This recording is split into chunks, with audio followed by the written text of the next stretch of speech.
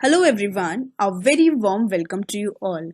In this video, we will be discussing the difference between the public company and private company. So here are some points of difference between the private company and the public company. First is section.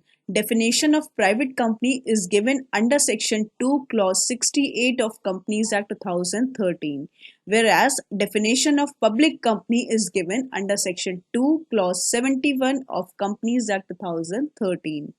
Secondly, meaning. Now, a private company is a company that does not have its shares listed on any stock exchange. तो private company एक वो company होती है जो closely held होती है by the private individuals और इसके जो शेयर्स होते हैं वो स्टॉक एक्सचेंज पे लिस्टेड नहीं हो सकते हैं. In case of public company एक वो कंपनी है जिसके शेयर्स पब्लिक कंपनी अपने शेयर्स को स्टॉक एक्सचेंज पे लिस्टेड करवा सकती है. Minimum number of members required for a private company is 2, whereas in case of public company minimum number of members are required is 7. Maximum number of members can be 200 in case of private company, whereas in case of public company there is no limit on the maximum number of members. Minimum number of directors required in case of private companies is 2, whereas in case of public companies minimum there should be 3 number of directors. Restriction on the name. तो private company के name के and में restriction है कि उनको limited private limited word लगाना mandatory है. That means ABC private limited. इस तरह से प्राइवेट कंपनी के नेम पे रिस्ट्रिक्शन है कि उनको एंड में प्राइवेट लिमिटेड वर्ड लगाना है. Whereas in case of public company के केस में लिमिटेड एंड में लगाना मैंडेटरी है. प्राइवेट नहीं, सिर्फ लिमिटेड लगाना मैंडेटरी है, like ABC limited. Invitation to public. Private company cannot extend such invitation to public.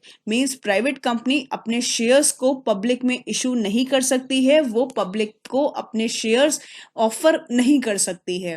Whereas in case of public company अपने prospectus को issue कर सकती है public में और उनको public को shares subscribe करने के लिए offer दे सकती है, invitation दे सकती है. Issue of share warrants.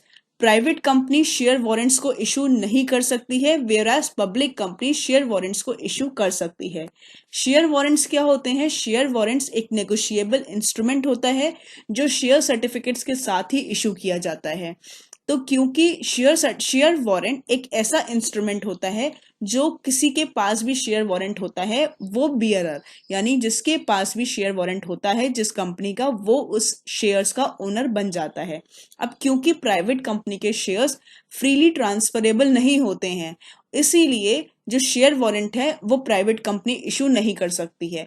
लेकिन पब्लिक कंपनी के जो शेयर्स होते हैं वो फ्रीली ट्रांसफरेबल होते हैं. मींस जो पब्लिक है या फिर जो भी मेंबर्स हैं वो अपने शेयर्स किसी को भी ट्रांसफर कर सकते हैं. इसीलिए share warrants public company issue कर सकती हैं, क्योंकि शेयर वारंट्स एक डिटैचेबल इंस्ट्रूमेंट होता है, एक नेगोशिएबल इंस्ट्रूमेंट होता है. जिसके पास भी शेयर वारंट होता है वो उस शेयर्स का ओनर बन जाता है. Transferability of shares. In case of private company restrict the right to transfer its shares, whereas public company can freely transfer its shares. Thank you so much. Stay connected and keep learning.